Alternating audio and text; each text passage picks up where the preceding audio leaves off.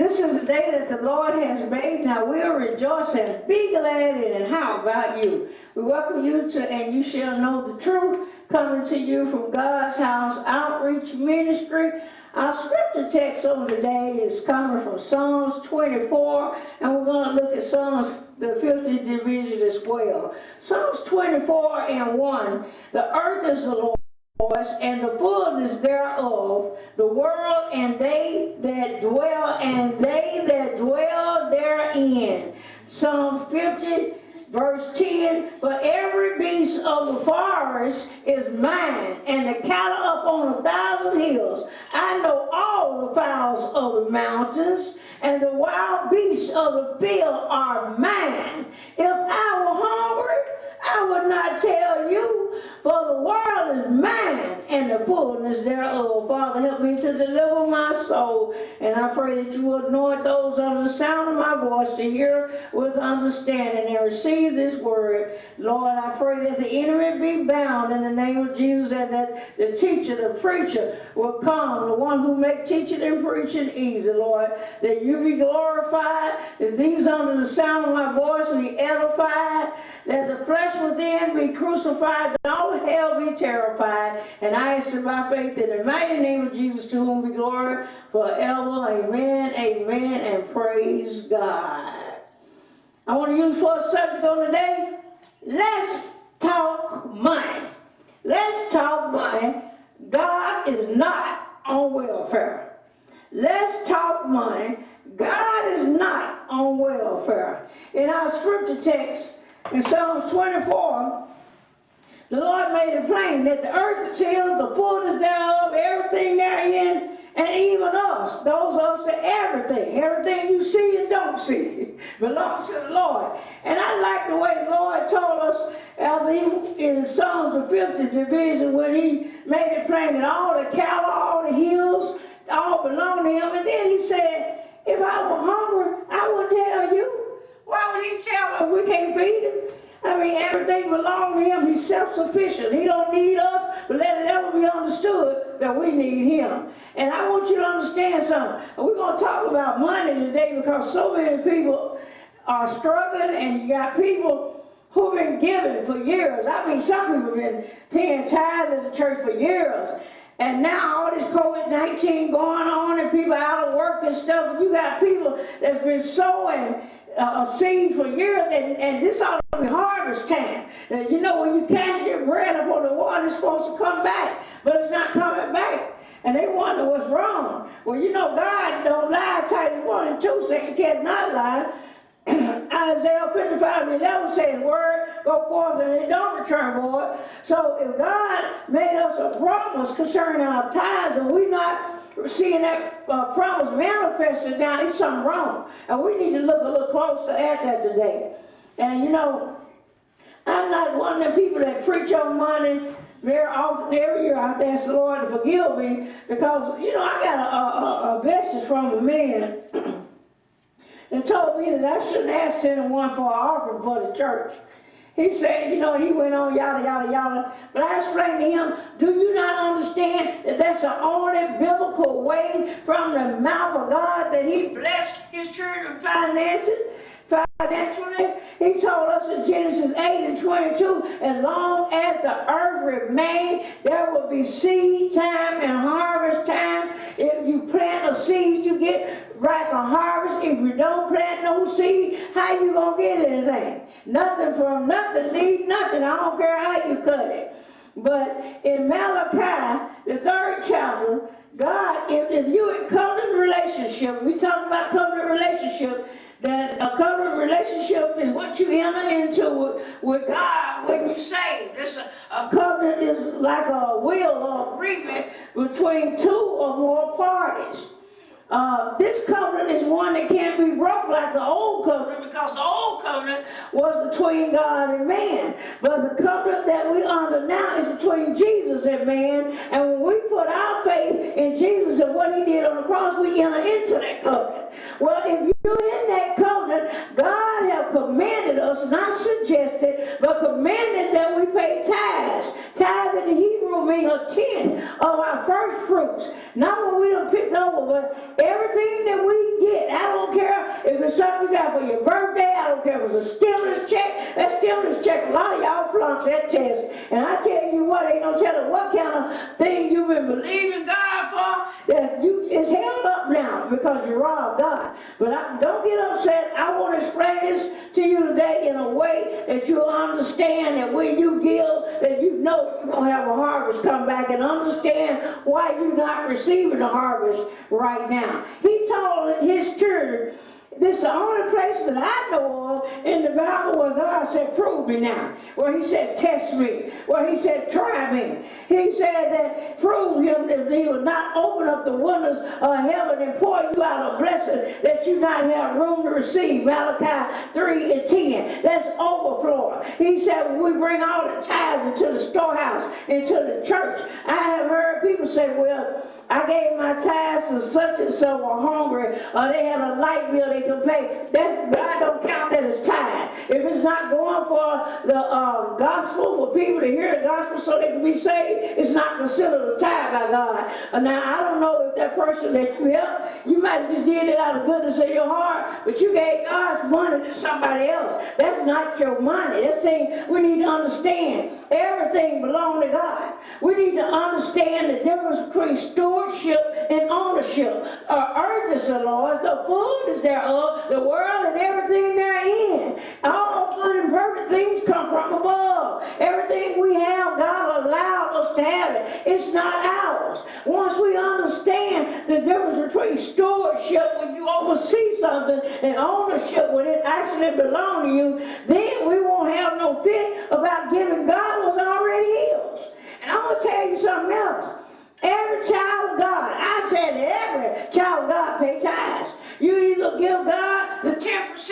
I never seen people scared to trust God with 10%. And I mean, 10 cents out of a dollar stop you from doing what you got to do. You weren't going to be able to do it no way. But you give God the 10% and he blessed. I'd rather give him 10% and have the 90 plus blessed than to have 100% of it all that it be cursed. Because he said you curse with a curse when you rob him. He said you rob me. God said you're a thief. But he said he'll open up the windows of heaven for you and give you more. Overflow. But I really like that 11th verse. In that 11th verse, God said, I will rebuke the devourer for your sake. That means whatever come upon you, no weapon formed against you will prosper. That's why I don't worry about no COVID-19. I don't live in no fear because I know in whom I believe. Yes, I exercise common sense and I'm cautious, but not an ounce of fear is in me because I know in whom I believe. And I'm abiding in the secret place of the Most High under the blood of the Lamb of God, and I don't have any fear. None whatsoever.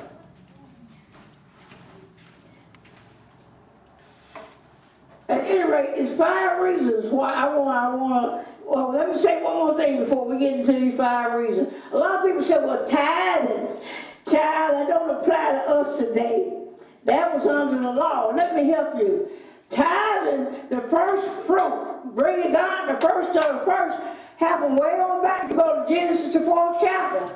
That was thousands of years before the law even came, 2,500 years before the law was actually given. So don't go there as under the law. Abel bought the first fruit. He want the first. He don't want what we picked over. Well, I get this bill out, I get that bill out, I get that bill out. Ooh, now I don't have enough to pay my tithe. Well, see, God wouldn't take it no way.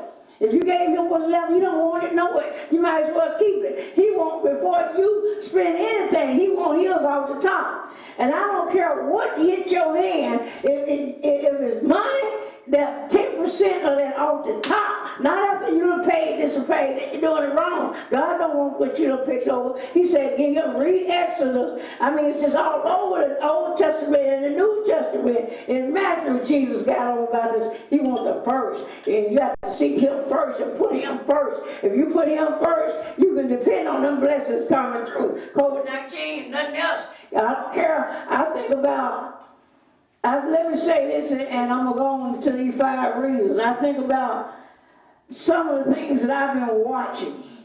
and with members of this church. I'm talking about people who are faithful tithers. I'm watching them get new trucks.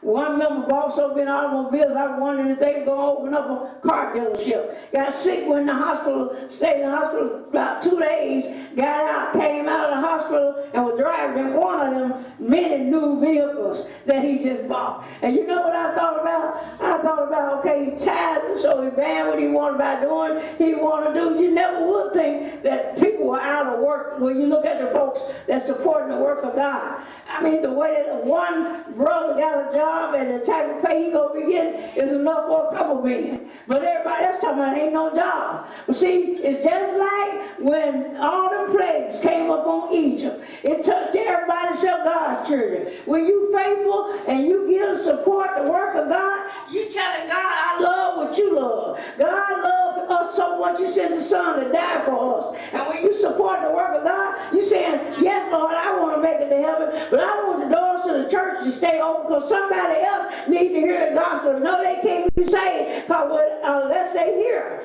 Faith come by hearing, hearing the word of God, but the doors to the church open because everybody got their hands so tight that they won't support the work of God. Then somebody out there won't hear the word and going to go to hell. And so this thing is serious, and we need to take it that way. No, the law didn't have anything to do. Don't come here with that, oh, well, it was under the law. Let me help you.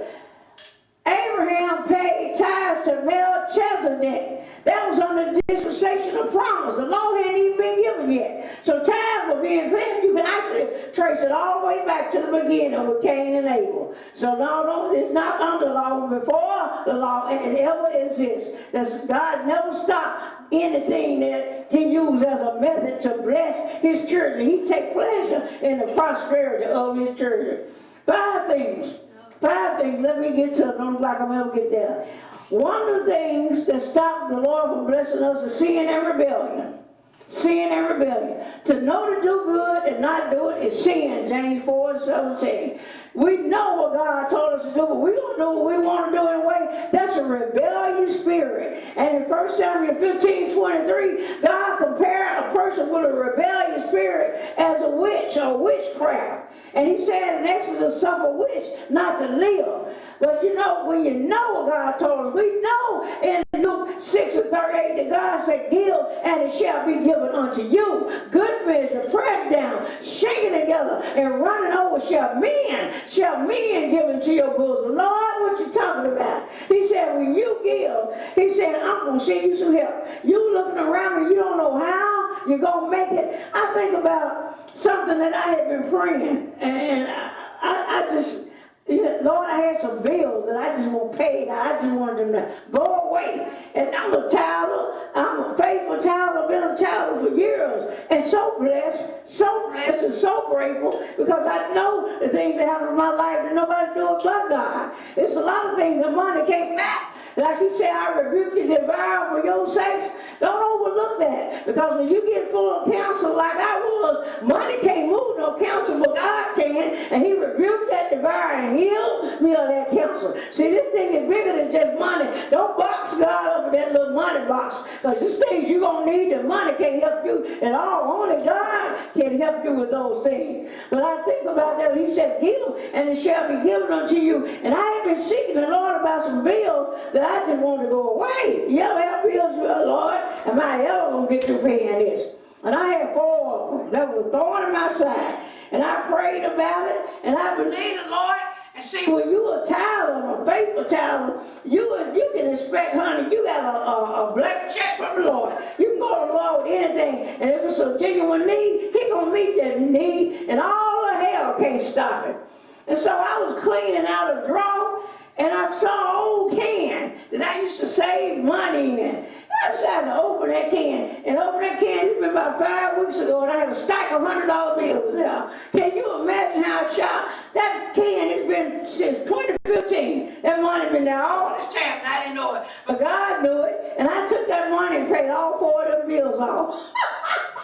See, I can't tell you how it's going to come, but I can tell you this, if you're faithful, if you move past fear and trust God and give Him the first, don't pick over, give Him the first, He's going to keep the windows of heaven open for you. He will pour you out a blessing that all you got to do is ask. You have not because you ask not. But if you're out of God and you living under a curse, you can't be cursed and blessed at the same time. I never will understand how people that rob God, something happens, and they attribute it to God. You got to be careful. That might be the devil blessing you to make you think that you living in sin is okay, so you can stay on that path. If you don't be careful till you split hell wide open. Sin and rebellion. Nothing for nothing leave nothing.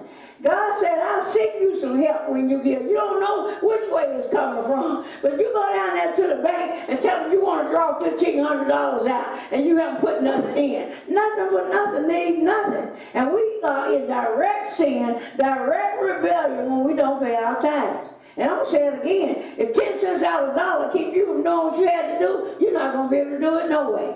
I'd rather trust God and allow Him when I can't see how. I don't have to see how. He said, trust me and lean not to your own understanding. Just do it. What did Mary say in James 2:5? She said, whatsoever He say, do it. Just do it. And He say, do it, do it. Don't question it. He's going to work all things together for your good. Another thing I think about is supporting the wrong message. Supporting the wrong message. If the message is not right, they have you know what? Some churches meet every Sunday, and what's being preached from behind the pulpit, they need to take the sign and set church down. Because the outside of God is not a church. And see, if you supporting that's not of God, that's false doctrine, don't lie, how in the world, that's of the devil. How in the world you going to sow to the devil and think that God going to bless you? It's not going to happen.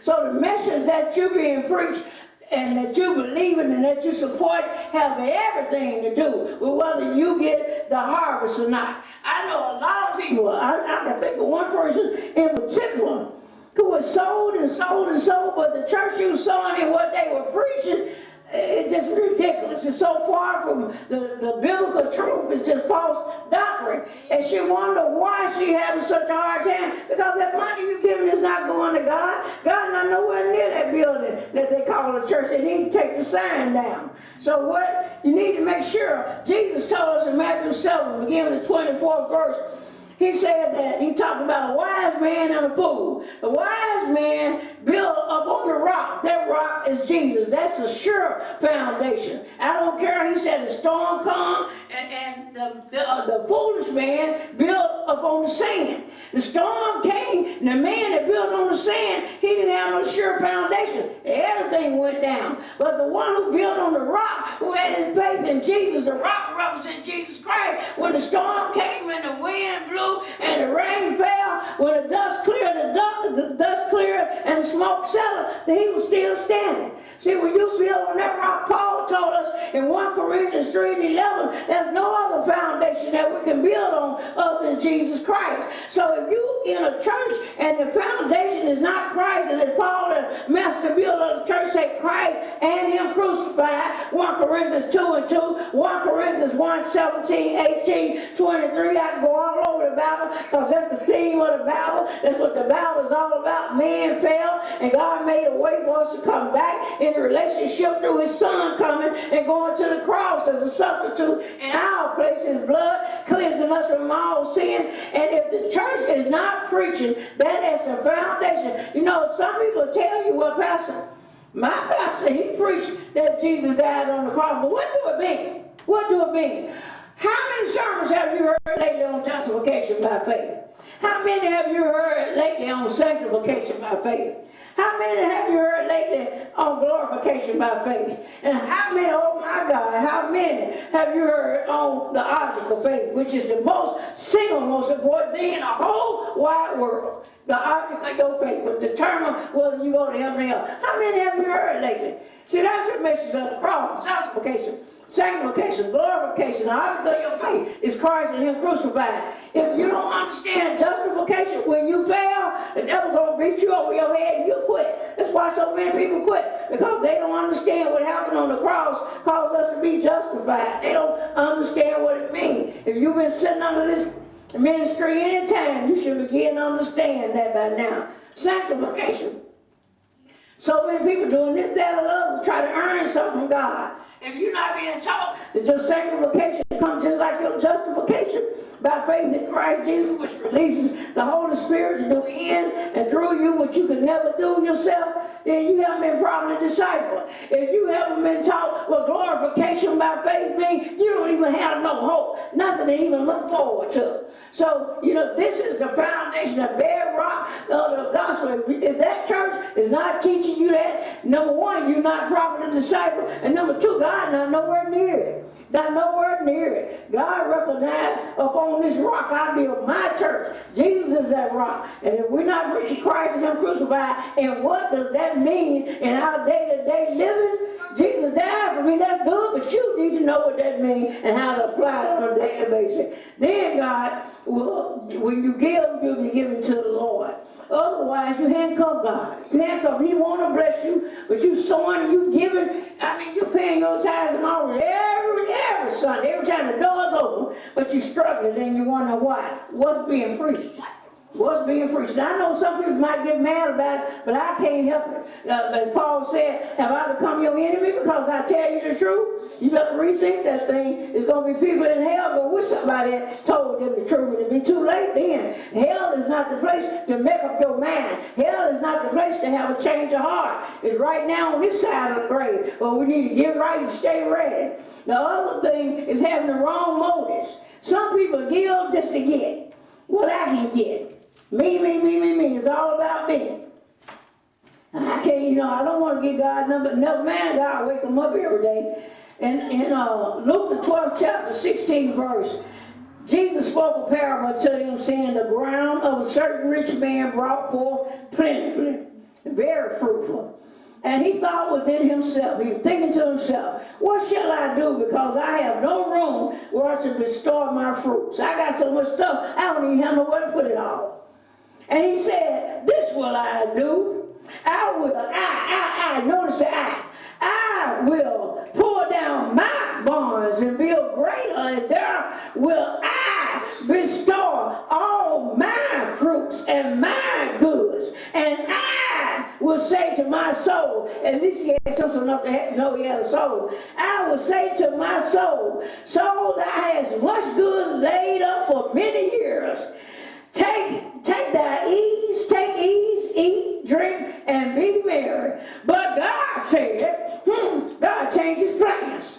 But God said, God changed your plans. Are you ready? But God said to him, thou fool, something God called you a fool. Thou fool, this night your soul will be required of you. Then who shall these things be which thou hast provided? So is he who lay up treasure for himself and is not rich toward God. If you, whatever you get, remember the earth is the Lord's, the fullness thereof, the world and everything therein. Whatever you have is what God allowed you to have. You the steward, not the owner. I like what Jacqueline Chanel said. I was talking to her. She said, everything I have belongs to the Lord. A woman like that, it ain't nothing the devil can do with her. He can't steal, kill, and destroy her life because she understands stewardship. She understands that had it not been for the Lord on my side, I wouldn't have nothing. Had it not been for the Lord on my side, I wouldn't have a doggone thing. And everything that I have belongs to him. When we understand that, we don't have no problem giving him the first because we're not doing nothing but giving him back what's his anyway. I think about this woman never carried a purse to church. And the preacher stopped one Sunday. He said, sister, I notice all the other sisters come in the church. They have a purse with them, but you don't never have a purse with you. She said, I'm not bringing my purse up here with all these crooks. So many people stealing. If you steal from God, you steal from anybody. And then you know what? Let me ask you a question. The offering tray going down the aisle. What would you think of a person if you saw them with the offering tray going by, if they stuck their hand in the tray, took some money out and put it in their pocket? You wouldn't think too much of that person, would you? It's no different when you get a check or when you get some money. I don't care if it's a birthday present. I don't care if it's money that belongs to you. The first fruit, 10% off the top, plus an offering belongs to the Lord. You are no different than that person that reach in that tray and take God's money out. That is not your money. That belongs to God. And you're going to get him the 10 and be 100% blessed, or you're going to be 100% cursed of God. You wonder why the car broke down, why the child gets sick, why I have so much trouble on my job, why my way so hard, because you're cursed with a curse, like the Lord say, and you can't be blessed and cursed at the same time. Anything that you consider a blessing and good, you can be assured it didn't come from God, because God is not double-minded. If he said you cursed, that's what it meant. And let me say it again, don't go with that old egg, that's under the law. The tithing system was put in process 2,500 years before the law was even given, and it remains to this very day. Jesus even got on them in Matthew 23rd chapter about tithing. So it's on you. Now Deuteronomy 8 and 18 tell us why. It said, God said, thou shalt remember the Lord thy God, for it is he. It is he. Thou shalt remember the Lord thy God, for it is he who gives you wisdom. He gives you wisdom to get wealth. Oh, you thought you were just so smart on your own. God is the one who gives you the wisdom to get wealth. And he said that my covenant might be established. My covenant, what's his covenant? That's the will, that's the agreement for people to be saved. That's why we give. In 2 Corinthians 8 and 8, the scripture tells us we give to prove the sincerity of our Lord. People tell me, I love the Lord. Let me see your checkbook. Let me see your checkbook will tell just who you really love. It'll also tell who your God is. If you love the Lord, Jesus said in John 14, verse 15, he said, if you love me, keep my commandments. And giving is a commandment. And he didn't just tell us to give, he told us how to give. The first fruit, the tenth, the tithe, that belongs to the Lord. And I don't know what you're doing with it, but you can't expect these folks running around here scared of COVID-19. If you've been robbing God, you got a real good reason to be scared. Because you a thief and you curse. He said, I will rebuke the devourer. If you're robbing him, if you a thief, he won't rebuke the devourer, which means you just might go out there and get you a big old dose of COVID-19. So you got a reason to be afraid. And am I trying to make you fearful? I really don't care how you feel. My job is to tell you the truth. What you do with it or how you feel about it, that's between you and God. But I'm going to deliver my soul. And then he told us that another thing, a thief. He said, well, a man robbed God. That's a word dumb as thief. The world dumbest crook is one who robbed the one who wakes. God don't have to wake us up in the morning. He don't have to heal us when he's sick. He don't have to make a way for all the things that he do for us. He don't have to do it. He don't owe us nothing. We owe him. We indebted to him. So the one that steals from you back the hand to feed you, you got to be the world dumbest crook. Will a man rob God? You curse with a curse. And then let me read this to you. We're going to close. Haggai chapter 1. Come on, Haggai. Haggai chapter 1, beginning with verse 3.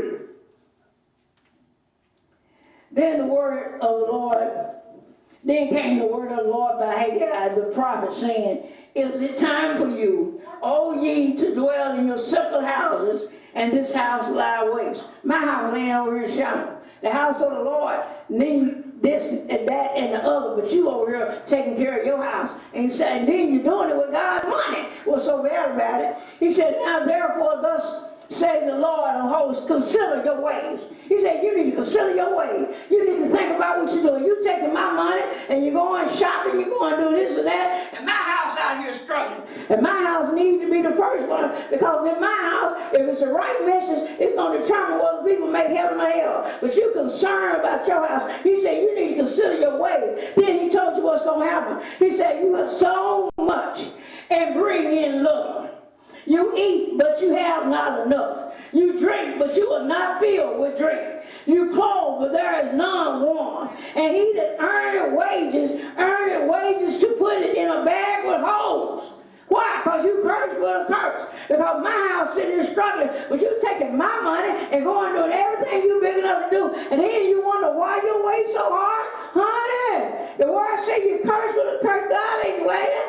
God ain't playing. We need to stop playing. He said, go up to the mountain and bring wood and build the house, and I will take pleasure in it, and I will be glorified, said the Lord. You look for much, and lo, he came to look. You look for a whole lot, didn't nothing come in.